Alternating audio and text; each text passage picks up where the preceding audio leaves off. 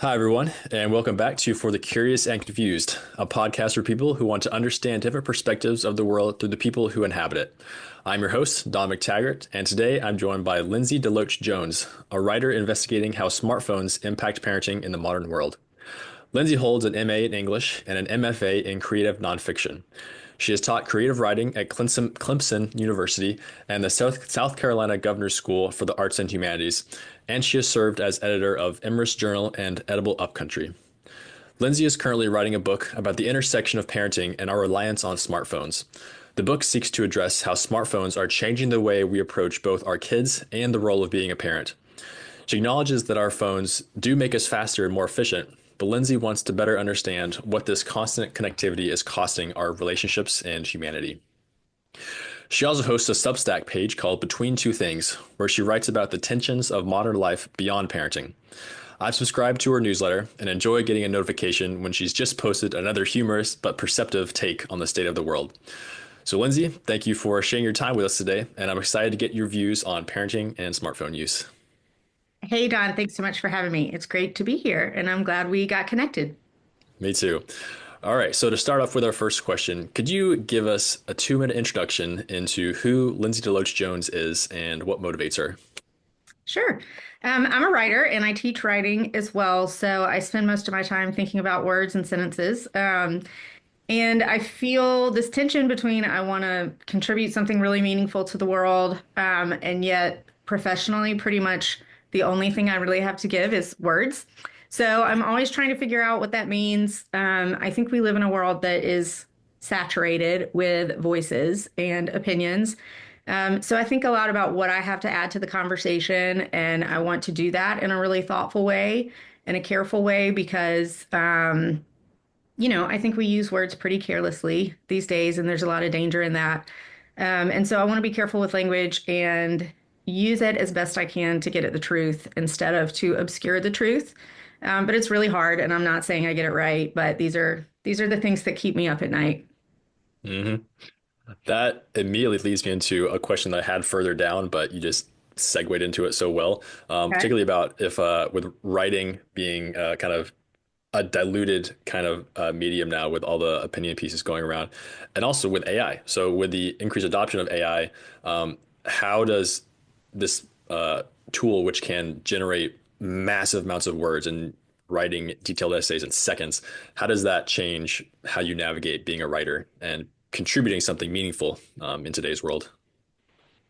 Yeah, I think, there's a lot of panic, especially among, the joke is sort of all the English teachers panicked when AI really started becoming widespread. But I think what I've had to do is really just not let it affect me because I think there are always going to be people who are embracing and abusing all sorts of things. And, I can't make AI disappear, but in terms of my own writing, I've never used AI to even check grammar or anything else. I think for me, it's the kind of thing that, I want to be intentional about resisting, while at the same time realizing that AI is going to do what AI is going to do. And so, I think there are still plenty of people. I teach writing to adults here in Greenville, South Carolina, and there are still so many people who want to sit around and talk about language and sentences and ideas and have, nothing to do with AI. And so I think I just have to rely on that community and rely on the idea that, some people are always going to go that direction and some people are always going to resist. And that's just going to be the way it is.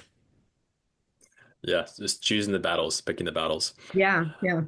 Yeah, that's great. Okay, so back onto our regular scheduled programming. So you're talking a lot about parenting and how our smartphones are playing into that. So firstly, a little bit of a background on more about you. So how has your becoming a parent impacted how you perceive life and navigate your way through life?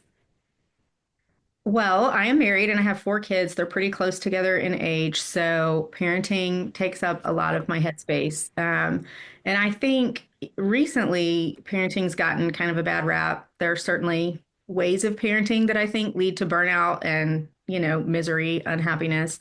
But I think there are also ways of being a parent that are almost magical, especially if you're a creative person. And the difference between those two things often comes down, I think, to the kind of parenting you think you should be doing versus the kind of parenting that comes more naturally to you. And so for me, I've been a parent now for 12 years, and most of that journey has been about finding the freedom to do things in a way that might not be the same as everyone around me. And being okay with that. And of course, that idea that like you're going to do things differently than the norm has to do with your whole life. And so once you realize like maybe I don't want to do it the way everybody around me is doing it, that has effects for it affects everything. And it allows you to really, I think, start thinking about all the ways that you live, whether you want to do those things the way that everyone around you is doing them. And so parenting has weirdly been freeing for me in that way. And I think another obvious effect of parenting is that you're forced to think more long term. I think that, the state of the world and the things that are happening, even just in our country right now, if it were just me, I'd be thinking maybe, how will this play out over the next 15 or 20 years? But I think because I have kids, I'm thinking 75 years into the future. And it really does change my perspective on how I want to live in the world. Hmm. Hmm. So moving forward with that 75-year kind of time span, they're going to be agents operating in the world in that time. So what kind of values are you looking to raise in your children that you want them to have so they can not necessarily combat, but contend with all the stuff that will be happening in their lifetime?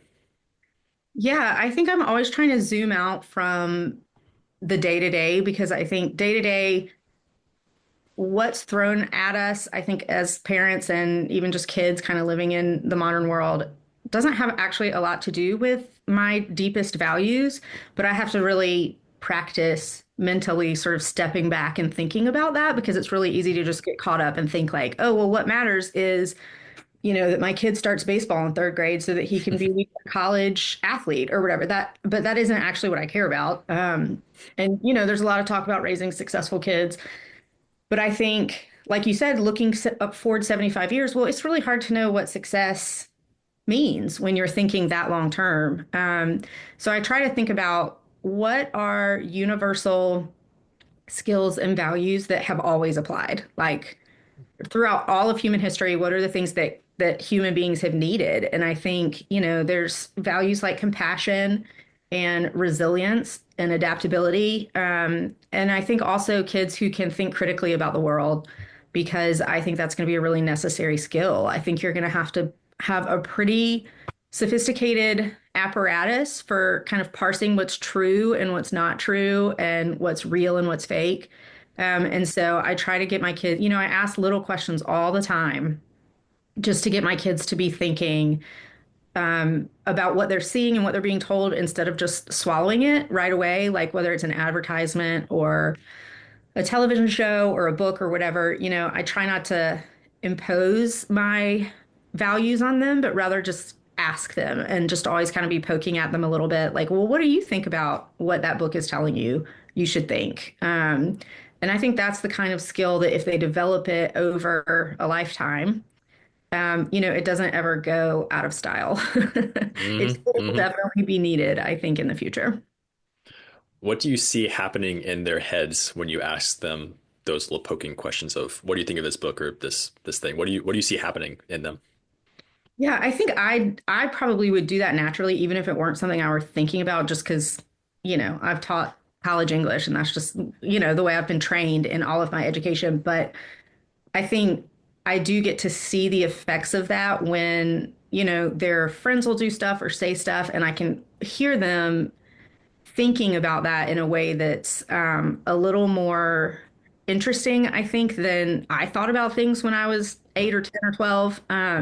I have two 8-year-olds who are twins, a 10-year-old and a 12-year-old. And so I get really excited because I do hear sort of the foundations of critical thinking in them. I think when I was growing up, it was sort of there's one way to be, there's one way to think, and I just really took that on. And I think as I've looked back over my life, I think that it was probably hurtful to me, but also hurtful to other people, how much I thought I had all the answers. Hmm. And so I see in my own kids a lot of like questioning the idea that that they have all the answers, which I think is, going back to values, I think that's just really important to me. And it's not that I want them to feel rudderless or as if, they have no foundation, but I think just that real subtle idea that like, well, maybe I'm not getting it right, I think is a huge part of, being a mature adult. Hmm. Hmm. I I really resonate with the part you said about feeling like the feeling like you had all the answers has hurt you and others. And because I think that for a long time, I've operated in a world where I've succeeded pretty well in most of the things that I've done. And that kind of fulfills a sense of I have all the answers, and that it can be hard to either accept when there are answers that you don't like or there are perspectives you don't like, or also just having the humility um, to accept that you don't have the answers. And so I'm curious, how has that been for you? What ways have you felt it's hurt you and other people? Yeah, I think that it's probably the downside of the A student kid, that grows up and you get affirmation for having a really tight, compact sort of package of how the world works. And that's clean and easy. And so I think I had that and I got a lot of affirmation for that. I always had, the quote, right answers. And so it was drilled into my head that that was a positive thing. But I think I always say that that works until it doesn't, and if you have generally what tends to happen to disrupt that is some sort of interruption, whether it's, tragedy or just a way of where you're forced to think differently. Even just another person who comes along and says, like, that's not the way I think and forces you to think about it. Whatever it is, you have that rupture. And I think for me, that rupture it came in the form first of like infertility between my husband and me. And I really did have this idea like I had done everything right and I'd gotten married and the next step was to have a baby and then that didn't happen. And when that didn't happen, it sort of sent me spiraling down this road of like, well, wait a minute. I thought things went the right way for the people who did the right things. And I really had to, and there's so much underlying that assumption, right? Like good things happen to good people, that kind of idea that I had to really pick apart. And once I started, pulling the threads, a lot came unraveled. And Mm, so I did have to look back on a lot of my life and think about, I was raised in Southern Georgia and, um, there's, it was a rural area. And so there really was kind of like one way of doing things. And I think when I looked back and thought about people who had come into that area as outsiders, that I had not had a lot of patience or tolerance for that. And so mm, I think I can think of specific examples of really, I think, hurting people just by my certainty, and making them probably feel what I realize now, was probably pretty bad. So I had to reevaluate a lot, and I feel like I got humbled by some life circumstances and humbled by, having 4 kids in 4 years, which I was, nobody's very good at that. And so all of a mm. sudden I started not being good at things. Mm. And I think there's nothing better for us really than to fail. And when we fail and we scramble, we have to put things back together in kind of a new way. So, Thank you for sharing that. Yeah, that's those are kind of hard things to be honest with yourself about, but I think that is very beneficial for people to hear. So yeah. that's kind of getting into the zone of strengths and weaknesses a bit. So in terms of how you and your husband's independent set and also collective set of strengths and weaknesses, how did those complement each other in how you two go about raising your children?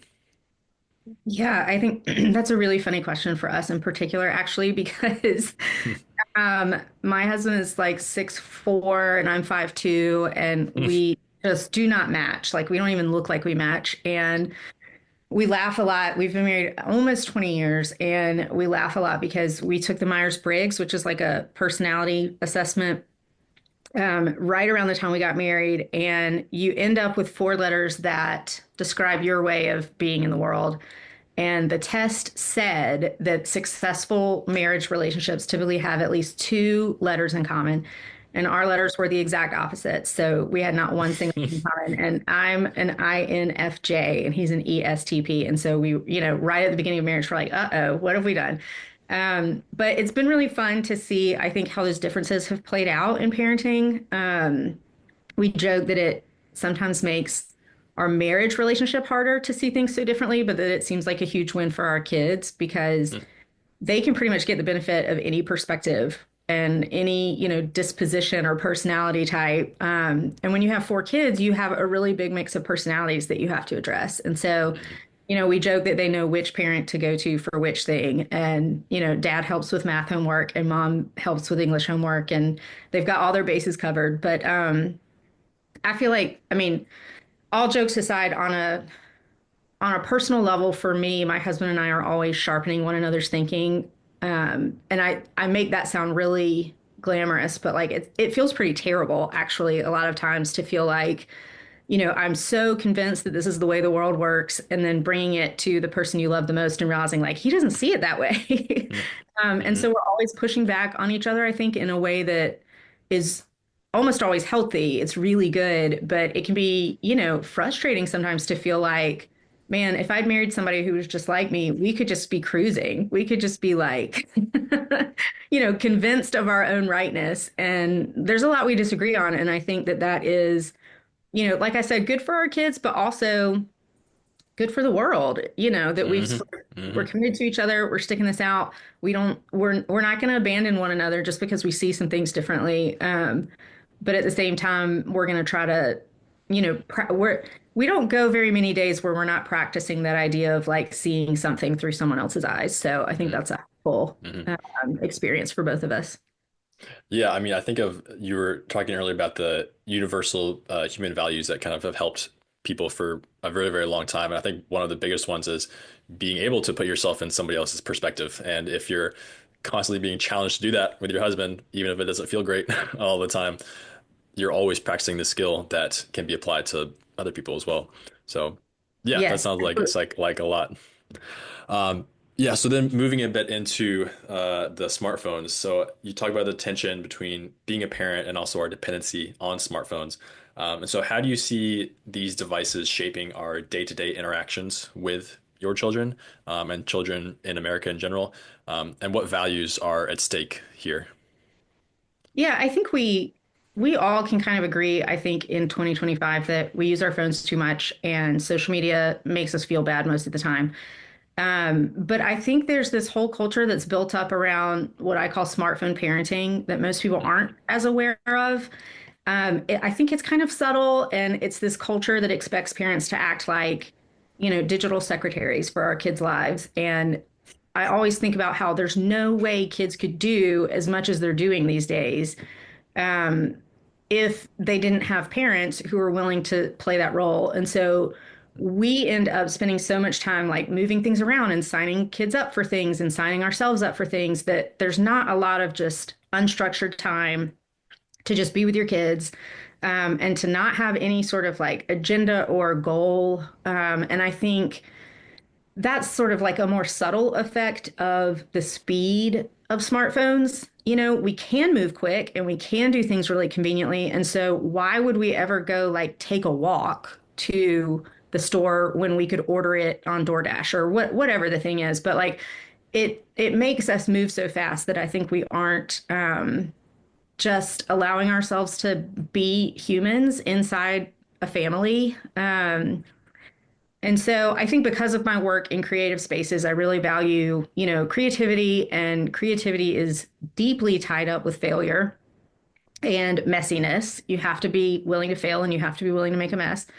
And I also think that's what shapes interesting, resilient human beings. And so if you have, for example, a mother who sort of acts like a machine, um, you're not interacting with someone who's really like doing that pushback that another real live human being would be doing. And so I want to raise kids who know how to engage with, all the complexities of another person's humanity. And I think that's what it goes back to, allowing people to have their opposing views and personalities instead of imposing one way of being in the world. And I think our humanness, is inherently unpredictable and not easy and convenient. And so that pushes back, just the more we sort of claim our own humanity, I think the more we're pushing back on that device paradigm. Hmm. Hmm. How have your own phone habits changed since you've had kids? My first daughter was born in 2012, which she's only 12, but that was a really different time. And I remember, Mm. I know that it was different because I remember, I think back to like wanting to post a picture of her after she was born and thinking how obnoxious that would be. Like people just didn't really do that. It wasn't like, look at me, look at my baby that I had or whatever. And so even within like 5 or 6 years, I think that had become, very normalized and there's nothing wrong with it at all. But then, people are choreographing these grand gender reveals and parenting was just sort of moving online in general. And I think the natural progression of that was that a lot of parenting became sort of performative and image oriented, and everything, needed to keep up with everybody else's image of parenting. And it all needed to be something that people could like look at and consume and be entertained by. Mm. I've always wrestled with that, and I'm very thankful that I have those memories from like the first early years when that was not the expectation, because I think I have that contrast sort of built in. Um, but I knew from the beginning, I don't want my kids to remember me with like this little rectangle in my hand all the time. So I've been pretty Mm. careful about it from the beginning. But my opinions on all of this have really grown, and I've come to understand them more. And yet, the smartphone thing has just still become harder, not easier, because I think once your kids are in elementary school, so much of parenting happens in connection with your phone. You're having to answer emails from teachers and sign them up for stuff and all that, and you have to be on call all the time. So it's hard to extricate yourself from that unless you're really, really intentional about it. Mm. Mm.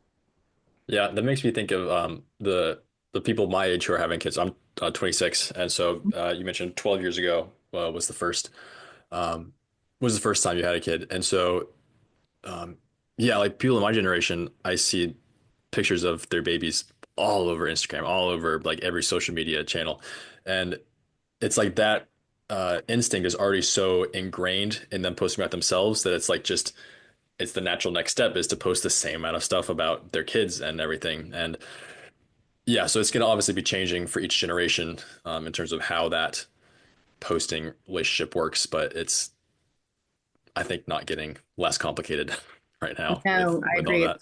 It's not getting less complicated for sure. Hmm. So the next question is about the difference in phone use. So you've talked a lot about your phone use and signing kids up for things and everything like that. How does how does parent phone use compare to child phone use, and how that impacts the parent and child dynamic? Do they impact it in similar ways or in different ways or kind of a middle ground? Yeah, I think, in some ways we want to think as adults that we're not being manipulated by the same forces that our kids are with their little growing brains. But I think in a lot of ways we're as victimized by it as they are. So I think in a lot of ways it's the same, but obviously the difference is that kids who are raised this way don't have that contrast. I didn't have a cell phone when I was a kid. I'm 40 right now, so I'm sort of that generation that we remember what it was like to not have phones growing up. And I think for kids now, I think there's so much conversation about screen time, like it's going to rot your brain. And I think there's not enough conversation around sort of what's one level below that, because it's not compelling just to say to a kid, like, or to a parent, limit your kid's screen time just because you want them to be smart or something. But what's actually happening is that, these algorithms and echo chambers are creating kids who spend a lot of time on a phone that works perfectly for them. And they live inside a world that exists only for them. And I think we are sort of underestimating the impact of that long term. that these are going to grow into adults who are used to living in a world designed for them. And that doesn't really force kids to develop grit or critical thinking, like I said, that I really think they're going to need. And it's not so different for us as adults. We like our phones because we like that little world that gives us everything we think is funny and everything we want to hear and everything we want to read. I like it. I love that my podcasts are queued up to know exactly what I want to listen to next. It's great. It's a great feeling. But at the same time, I at least have the contrast of knowing that's not the way the world has always been. And so I think for kids, I try so much less to think about like screen time is just bad because screen time is bad, but rather like what is an alternative here where you could go out and, be in the world in a way that it's going to push back on you and form you a little bit better than, a device is going to do. Hmm. Hmm. How do you approach that with your own kids? And I would imagine you have some sort of screen time limit for your kids. So how do you actually navigate that in your family? Yeah, it's funny when my youngest was little, she didn't watch TV. I mean, I think she was like 4 before she watched TV. I was such a freak about watching TV, and now I'm like, TV is fine. TV is not the Hmm. algorithm. So it's funny how now that seems quaint, but we don't have iPads or phones, and my kids, I think, are good about going outside. They're very avid readers. They all 4 of them read a Hmm. ton. And I think in order to make that possible, I have to be willing to read a ton. So I like to read, and that's easier for me than I think it would be for other people. So I don't think that's necessarily like the answer for people, but in our house, somebody always has a book, so then everybody else just picks up a book, and that's like an easy thing to do. But so we don't have the device. They have no experience whatsoever yet with the devices that do what they want them to do. Hmm. And even like this is going to sound really maybe strict and silly, but I even when they're watching TV try to say like y'all need to pick a show that you can watch together because I think even that friction of like you don't get to just go down the Netflix algorithm, toward exactly what you love, but like hey, you got to talk to your brother and see what your brother also wants to watch and make this little concession. And I think those little mini concessions all the time actually do add up to the world is not built for me. I am not the only person who, why would you not grow up thinking you were kind of the most important person in the world if Netflix told you you were, Hmm. that all your Hmm. preferences were that important. So I don't know, maybe that sounds silly, but I think I try to push back in just these little ways. But I also try really hard not to make screens like the forbidden fruit because I Hmm. think when you do that, they go to high school or whatever and just go crazy and Hmm. resent that or whatever. So it's a fine line. But I think the way that I try to do that without bossing them around about screens all the time is just with myself. Like you see that I'm not on a screen, you see that I'm outside or I'm reading a book or planting a garden or painting a picture or whatever, then my hope is that you're going to want to come do that with me. So that's my best shot at it. It's not Hmm. easy. I like that idea of the making them choose a show together because yeah, they're still getting to have the thing they want. They still get to watch TV, but then they also have to do a little bit of yeah critical thinking a little bit to Hey, determine yeah, how to compromise a bit. So I don't think yeah, I like that idea. Yeah. yeah. So do any of your kids have smartphones currently? No, no one has a phone yet. Okay. My 12-year-old has a watch, Apple Watch, Hmm. which Hmm. started to feel, and I know this is not true, but it had started to feel almost necessary because the teachers and school administrators assume that they have devices by the time they get to 7th grade. And so Hmm. they'll change, the time the practice ends or, you know, some way need to get in touch with a kid and they need to get in touch with you. So anyway, we got a smartphone, smart watch, and that has been great. It feels like everything that we need to do without all the stuff we don't want to do. Hmm. And I don't know, we haven't made a decision about when somebody will get a phone. So it's a Yeah. constant topic of conversation with my 12-year-old.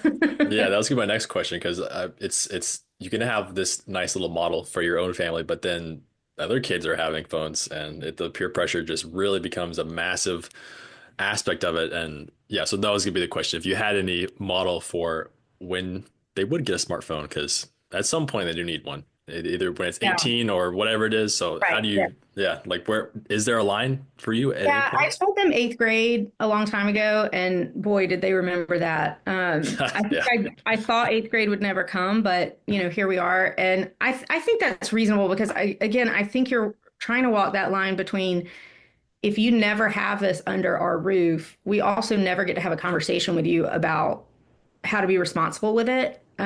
And so it doesn't make sense to me to give it to them on their way out the door, when they're Hmm. 18. But I do think, I remember when my daughter turned 12 thinking like she had 12 years without phones, without technology, without internet. And like that felt really good to me. It felt like, okay, whatever happens from this point on she's going to be okay. Because she has that 12 years to remember that I think a lot of kids don't have and that I was really grateful for. So I kind of wanted to give her that. But we talk about eighth grade, but we also, the one advantage of your kid not having a smartphone when everyone around them does is that they do get to watch how it changes their friends. And so, like, even a couple nights ago, she had a couple friends over watching a movie and they were on their phones the whole time. And afterward, the next day, she said, like, I hated that. I did not like that. I hope I'm not like that when I get a phone. And, of course, I was thinking, like, yes, this little lesson was learned, but that felt like a freebie. But I think sometimes there is that critical thinking about like, oh, I don't want to be addicted the way they're addicted. They get to see that a little bit. And so I think she'll be fairly thoughtful about it when Hmm. she does get a smartphone. I hope. Hmm. Yeah, that I can imagine how good of a win that must have felt like all your little poking and prodding that you've said like you'll over the years to have her notice that herself, I'm sure it felt very very good. Yeah, Yeah, totally. that reminds me very similar to a slightly broader topic of AI in general. So I'm going to go on a slight tangent here, but so Yeah. the so in my program we use for scientific experimentation and stuff we can use AI to help us out, but if we use it too much, then we're gonna lose our intuitive sense of the field. And so I think the point of drawing back to what your kid's going through is you need this training period of being able to have develop skills without that tool, and then once you get that tool, you are able to better differentiate between what situations are appropriate to use that tool and what situations are not. And if there's no training period in the beginning, then it just wraps them up entirely. So Right. I yeah, think that's I really hear well that. said. Yeah. And you don't want to ever make the technology just seem like the bad guy because they are going to probably have to use it in their jobs Mhm. and in their lives. And I think if you've, vilified it their whole lives, they're going to be scared of it. So I don't want to do that either. And again, this is all about holding tension between two things. But I think that's hard to do. But I think saying, and always just having open conversations about it and saying, like, listen, AI is not inherently bad. It's just how are you going to use it? How are you going to use a smartphone? None of these things are like evil. We just have to be careful. Hmm. Hmm. Definitely. So, what role does boredom play in the lives of parents and children in general, and then also in your family? And should we be trying to increase the amount of boredom we have, or decrease it, or somewhere in the middle? Yeah, I went down a rabbit hole a little bit with all of this and went back and read. There's a media theorist named Neil Postman who wrote a book in the 80s called Amusing Ourselves to Death, and Hmm. it's amazing how it's held up. But he's actually writing about television that, he has no idea of the internet to come, and he's just writing about television, but he's making the argument that the whole society has sort of become addicted to being entertained, to that feeling of being entertained. And the danger in that comes when, we start to want our politicians and leaders to entertain us instead of doing what they should be doing, which is being boring and making decisions for us, right? And so we tend to think, oh, it's say the political atmosphere or whatever, it's working because we're entertained by it. And that's what we're so used to. And so I think boredom for me, again, it's one of those things that sounds so simple, but I think if you trace out the implications of it, if you can deal with boredom, you understand that you don't need to be entertained all the time and that what you should be looking for all the time is not, just a quick fix of entertainment. And I think of it almost for me. So I gave up my smartphone for 100 days about a year and a half ago for a little longer than a summer. And it really helped me refine my thinking around all of this, I think. But one of the things was for me that like being bored in the car was miserable. I hated Mhm. it. Like it was quiet and I was itchy and fidgety and I hated it. And I think if you sort of switch your thinking a little bit to think of it as almost like a spiritual discipline, this is a thing I'm going to endure, like maybe meditation or something like that. Because I actually believe there's value in it. It changes it from being like a thing you just want to escape all the time. Mhm. But it goes back to that idea that, the whole world wasn't made just for my enjoyment and my consumption. And being bored is a reminder of that. And I think we all need that reminder. Mhm. The 100 days without a phone, I feel like that's something that in an idea appeals to a lot of people, but in terms of actually logistically carrying that out seems very challenging. Could you outline maybe how you actually did that in terms of not being able to get like texts and stuff or emails, or how did you navigate that? Yeah, I think I had to be pretty strategic about when I chose to do it. I don't think I could have done it during a school year. And I also, people are a little more lenient over the summer about how quickly you get back to them and stuff like that. So that was my first strategy. But also, I think I had to do a lot of work in advance. Like I had to tell a lot of people, hey, I'm doing this. You're going to have to get in touch with me another way. Mhm. And I had a laptop. I checked email on my laptop, but I think that was a radically different experience because I even had, like three email accounts coming to my phone together all in one Mhm. place. And so there was just always emails coming through. And when I went to my laptop, I would check each email account separately and I would be sitting down at my laptop to check email. So there was this very different feeling between like, I'm at the grocery store checking email or I'm at my kid's soccer game checking email versus like I'm sitting at my laptop checking email. So I learned a lot about how I wanted to structure my day where the things I was doing online, that was all I was doing at that time. Mhm. It feels a lot better to me to do it that way. But I mean, it took a toll on my relationships. It took a toll professionally for me. I'm a writer, and so there's a lot of pressure now for writers to have platforms. And ideally, I should be like pitching something every day, and putting my face out there all the time and branding myself. And to make a choice to step away from all of that, it's not without risk or consequence. But I think you have to get to a point where you feel like it's worth it. And for me, I was feeling so frazzled and so burned out that it felt worth it to me. So I had hit a point where I thought the reward would be, worth whatever I had to give up. Mhm. What were the main benefits from it? I'm hearing one of the benefits was particularly the part about when you're sitting down at your laptop, that's what you're doing in that moment. You're not distracted by anything else, and so your attention is not fragmented at the grocery store or wherever other spot you're at. So I can imagine that being one of the benefits. What other things did you gain from that?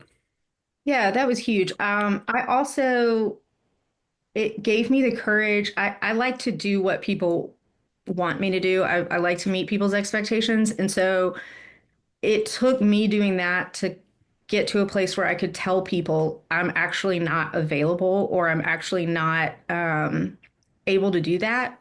And it gave me so much practice at that after Hmm. 100 days of doing it, when I came back to my phone, it felt easier to say, I sat down and I emailed like my kids' teachers and I said, I'm not going to track their piano practice minutes on that app anymore, or I'm not going to fill out their reading logs 3 times a week, or I'm not gonna, whatever, all these things that felt like they were just tedious and sort of taking up all of our lives. I ended up having a lot more courage to draw lines and put up boundaries. So for me, it was like the ultimate boundary for 100 days. And then I came back to real life. I, became totally normal again, but I did have a stronger sense of boundaries and what I Hmm. wanted to use a phone for and what I didn't want to use a phone for. Hmm. Hmm. That's awesome. Yeah, it's like there are all these small things that we're sacrificing that we don't know we're sacrificing until we have the opportunity to lean back into them to an extent. Um, so yeah, one of the other ways that we just are losing aspects of ourselves that we don't understand at this point. So back to the parenting aspect of this. So this idea of low tech parenting, to an extent, requires time and resources that maybe some parents don't have. So how do you reconcile being able to advocate for this low tech parenting while also acknowledging that there are barriers for many families? Yeah, I can't reconcile it completely, but I will say this.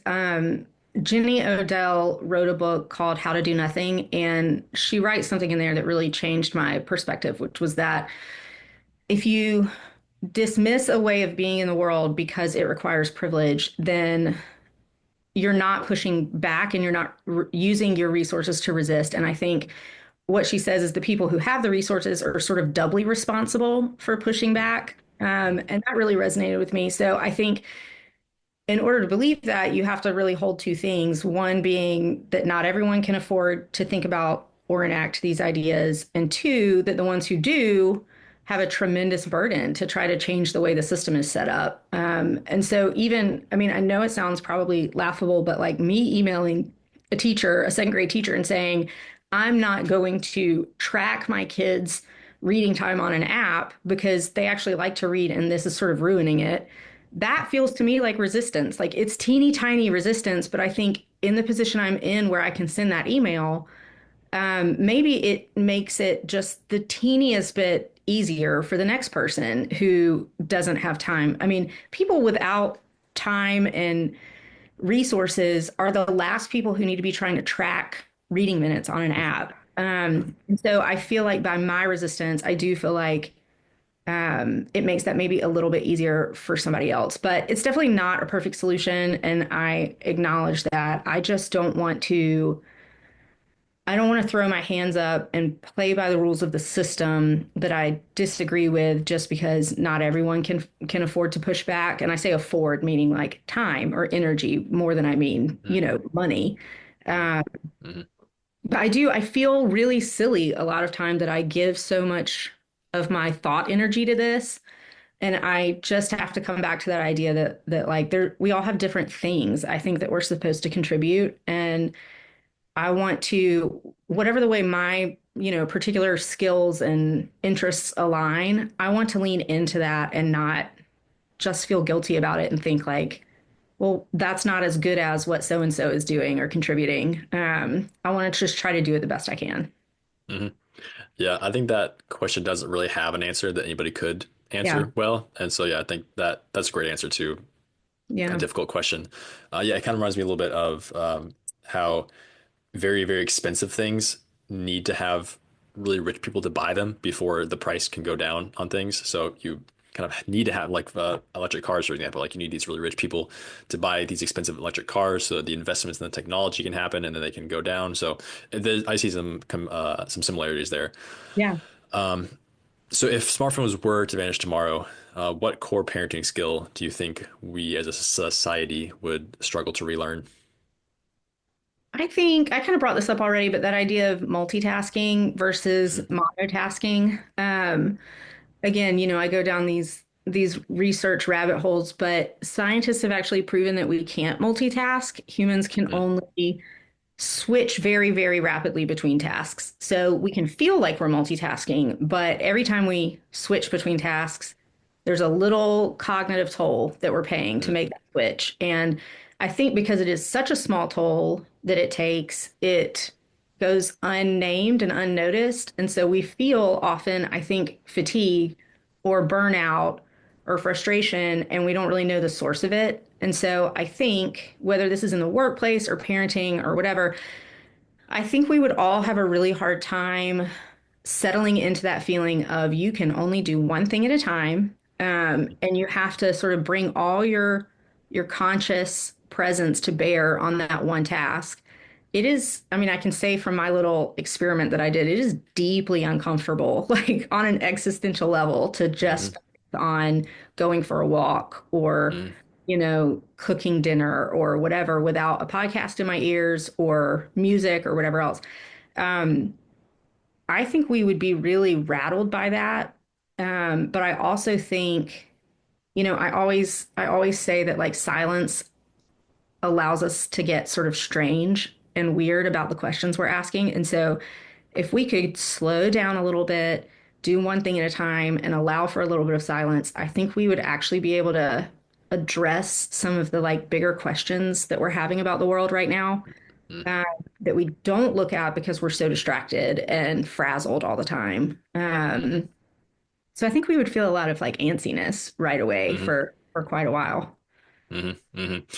Yeah, the I like what you said about the silence being kind of like a fertile ground for being able to solve bigger problems further on. You earlier mentioned creativity is a function of messiness and willingness to accept failure, and I feel like boredom or silence is another potentially aspect of that as well, where you can have the space for those ideas to develop a little further. Yeah, I love that. Um, yeah, so moving on a little bit from the actual parenting stuff, your profile says that you're interested in intersections in general, so between two things and tension and all that. So, what other intersections do you think about beyond parenting and smartphone use, and how can we best approach these intersections as individuals and as a society? I think all the juicy, interesting stuff happens at intersections. So, it's one thing to be anything. Pick your thing, a scientist, an artist, whatever. But where it really gets interesting is when you're a scientist and a mother, or an artist and a person of faith, or whatever. The way these things alchemize, I think, creates something greater than the sum of its parts. And it really forces people to work out, what are the inherent tensions and contradictions of being more than one thing at a time. So I think if you are, and I'm not knocking this at all, but I'm just saying if you're a Southerner, rural, Republican, Christian, you probably can live inside those labels without a ton of tension. But if you're a Southerner, liberal, agnostic professor, you're going to have to work that out, right? You're going to have to not just rely on what everyone around you says you are. You're going to have to really think about it. And so when you get these weird combinations of, I guess, labels or groups or, um, you know, psychologists call them in groups or whatever, when those things sort of clash with one another, I think you have to just say, you're sort of forced to say, listen, I'm inherently a contradictory person. And I think that messiness is what makes people so interesting. Mm-hmm. I was gonna say your Substack post titled "How to Be a Messy Human." You talk about how we become self-labeling humans or self-labeling wizards. And so, what role does that safe self-labeling serve, both in a positive way and also in a way that fails to serve us? Yeah, I think labels tend to be like a signal to your in group. I belong with you. And so we are, evolutionarily, we are wired to think in terms of like tribes, and that's how we take care of each other. That's how we protect one another. That's how we know we're safe. But I think, as the world really does get more and more complicated and we know more and more, we have so much more information than we used to. Our labels have become, I think, just insufficient containers. If you think about like Democrat and Republican, not only did they mean completely different things 100 years ago, but there's also, I think, 100 different ways to be either one of those things, 100 different reasons you could have for being either one of those things. So when you have to swallow the party position whole, for example, you have to really oversimplify your opinions, and kind of dumb them down a little bit. And labels, I think, tend to shut down critical thinking. So instead of thinking, what issue, how do I feel on each one of these issues that is facing me, we just pick a bucket, and we say, I just belong to this bucket. And I think then we behave with one another as if everyone in that bucket is the same, which is, I think, really damaging and dangerous. And so I think when we go along in that way, the labels can be really dangerous. And I think, not to get too dark here, but I think when a whole society is trained to just be a simple label, it makes them easy to control. And I think there's just a lot of danger in that, like moving forward. I think we all need to own our thoughts and own the complications that are inherent in those thoughts. Hmm. Hmm. Yeah, the it seems like the label is a way to make a very complicated thing very simple and easy to digest. And as a small segue into the next question, kind of about clarity.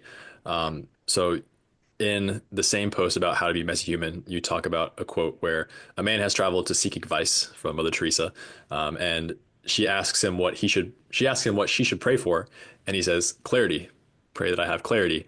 And then Mother Teresa shakes her head and says, no, I will not pray that you find clarity. Clarity is the last thing you're clinging to and must let go of. So my question is, how has your personal relationship with the need or desire for clarity evolved? And what is that relationship like now?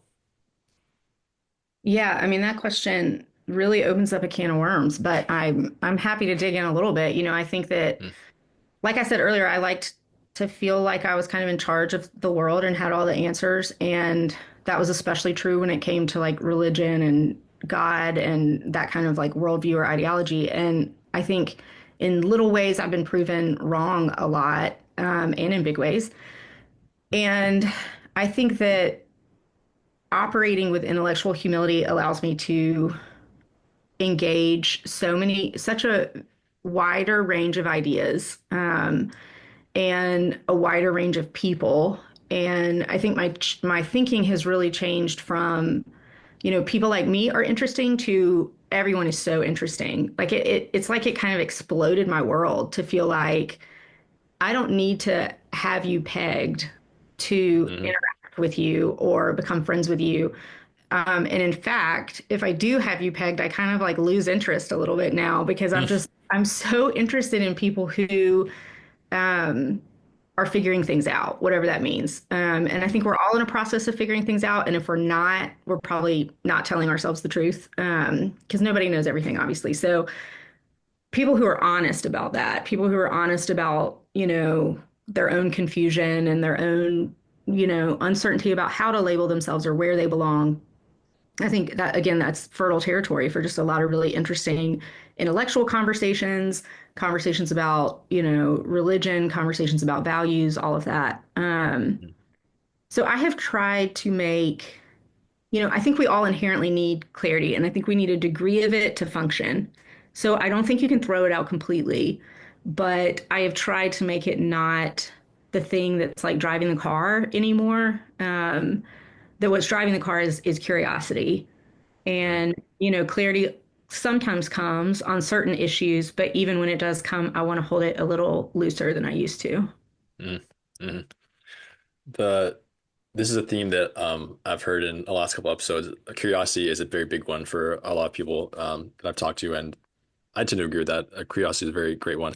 Um, this is a little outside of what we were talking about, but how does skepticism then also play into your role of that? Because it's sort of like the quote of "Don't become so open-minded that your brain falls out your ear" or something like that. So how does skepticism play into being curious about the world?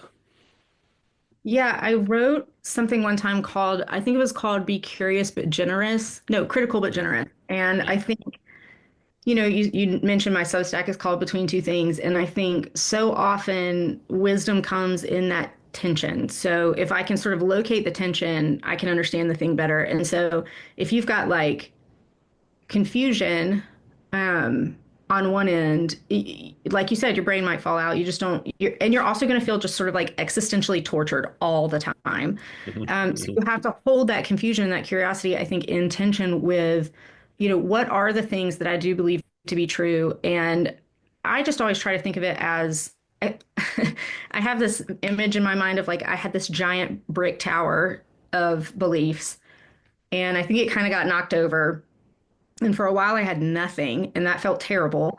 And then I started rebuilding, but I'm sort of only willing to go like 3 bricks high or something. And so it's not that I have nothing there. I think having nothing there feels terrible and it's not useful because what would be your motivation for anything? But when your tower gets too high, you get just really fixed. You become really like fixed and inert. So for me, I guess it's a matter of having fewer things that I'm really, really certain about, but then within that certainty, you know, operating pretty strongly out of that. And I think there's a difference too between having values that are clear and having like beliefs that are clear. And I think those two things, I think that distinction is huge. Like my value is maybe inclusivity. But my beliefs can change around that value as I learn more and understand more. But the value itself, I think, I'm gonna try to keep that pretty stable. Mhm. Mhm. Mhm. Very cool. Um, and another one of your posts, were just called Beyond Bodies, you talk about how we're experiencing a cultural shift into transhumanism, which is the idea that we can use technology to evolve past our physical and mental limitations.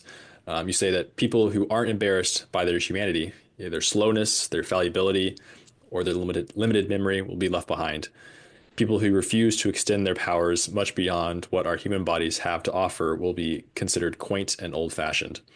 So, what worries you most about this future, which appears to be evolving well beyond just smartphone usage? I, I'm so worried about it. I have to really just kind of, I think about these things and then I have to just kind of put them aside for a little while because I think we're kind of missing it. Like, I think this is where we're headed, and not everybody's missing it. A lot of people are talking about it, of course, but, in day-to-day life, I feel pretty crazy for bringing this stuff up, but I think that it's happening in such subtle ways, like I said before, that you could really miss it. These ways that we're starting to behave like devices and that our expectations of one another, like even just why didn't you answer my text right away? That's an Hmm. expectation you would put on a machine, not a human being. So I think we're headed that way. But I think in the same way, you asked about AI, I think a huge part of coming to terms with all of this is realizing that if you do opt out, you are going to be left behind. Like I don't think my opting out is ever going to become, if that's what I choose to do, is ever going to become the common thing, right? Because we love progress, we love newness. And so we're going to lean into all of this. We're probably going to, build the plane faster than we can fly it. What's the saying? And it's probably going to outpace us a little bit. And I think that, you have to have that resolve to decide, well, I'm either going to follow that trend or I'm not. And if I'm not, it's going to cost me. And am I willing to pay that cost? So as a parent, you can be hyper scheduled. You can allow your kids' activities to be gamified and you can track everything. You can track your calories in, calories out, and steps and all these things. Or if you choose to opt out, I think you're going to feel slow and stupid and lonely in a lot of ways. And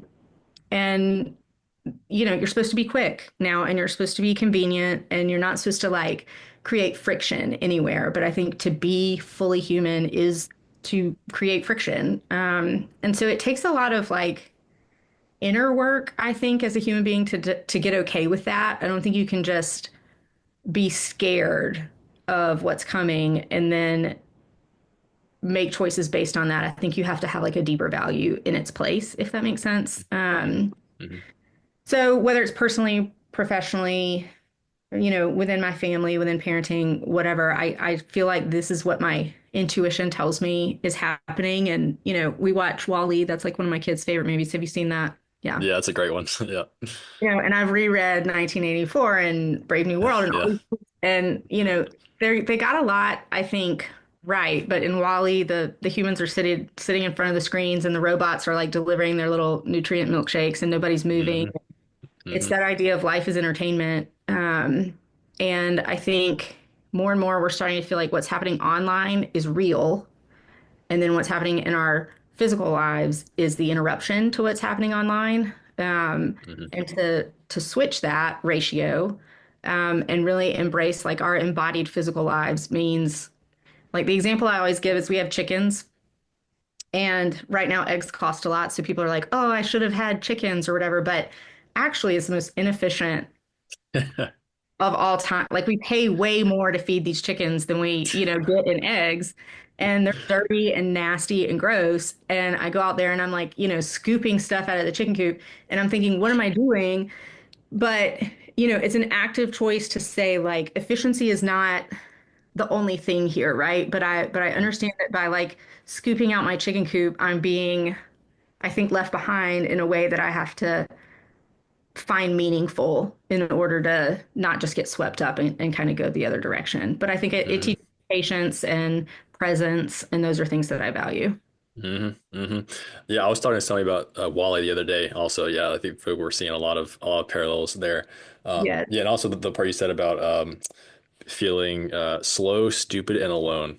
Mm. That's a hard set to have altogether, and especially when the remedy to that is to just get online, or whatever that next form is going to look like.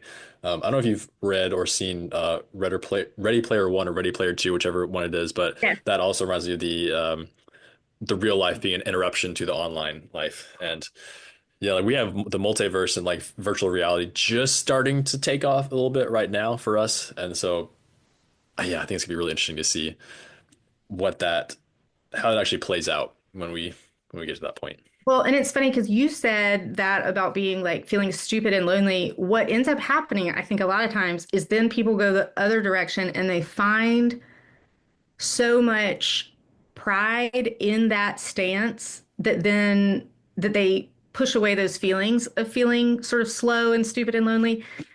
Because, there's all these communities now that you can become a part of. Like, I don't know if have you heard of trad wives? Hmm. So it's this whole traditional parenting movement where, Okay. you're wearing like the Little House on the Prairie dress and you've got your chickens and you're baking your bread and whatever. And like you can go find those people. But then what tends to happen, not always, but what tends to happen is then that becomes the only right way to live.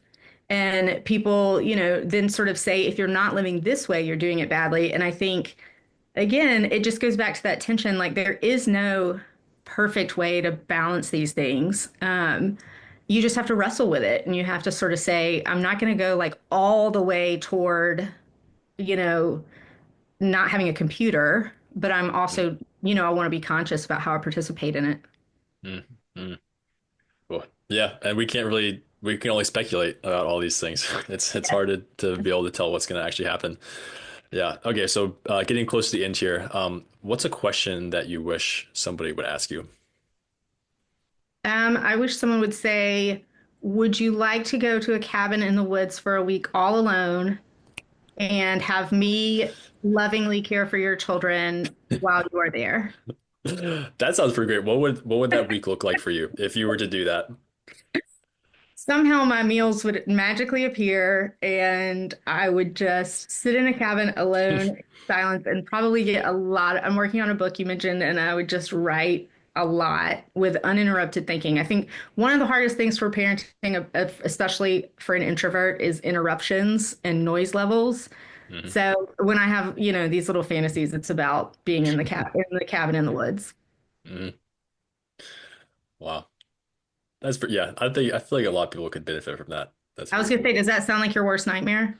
Oh no, I would love that. You So would love that. a quick story. Yeah, so my parents, so we have some family down in the Bahamas, and we used to go every summer when I was a kid. And my mom and I are very similar in kind of the could definitely get holed up in a cabin for a week. And like we also the two of us love reading, and so we would always be like just staying in the cabin, just like looking at the water and everything. And then my dad and sister were like they got cabin fever like immediately, and they like are always just going and get on the boat and like going doing stuff. And so we had like a joke about how it would always be me and my mom staying there and then Ellie and my dad going off. And so, yeah, That's awesome. Didn't you yeah, benefit from having parents who were different from one another?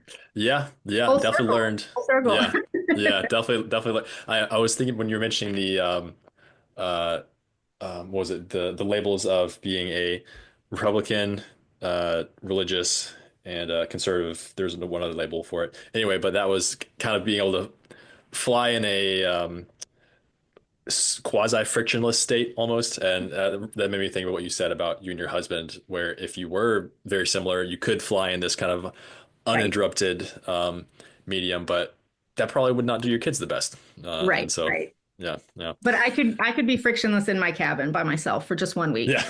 Yeah, definitely. All right. So one last question for you, Lindsay. This has been great. What's a piece of advice that's important to you that you could leave us with? I think just really simple. It sounds very, very simple, but just you don't have to do things the same way that everyone around you is doing them. And I think, especially when you enter certain realms of adulthood, whether it's like parenting or, a certain professional track or whatever, it's just really easy to just do what you see. And I think that little awareness that you carry with you all the time, like, wait, I don't have to do it that way if it's not what makes sense to me, or what aligns with my values, is really freeing. Hmm. Hmm. Yeah, it's always hard to capture a massive amount of a conversation in one little bit, but I think that does a pretty good job of Oh, summarizing a lot of great. what we said. So yeah, great. Well, Lindsay, this has been fantastic. I really appreciate your time today. Thank you so much for having me, Don. All right, see you later.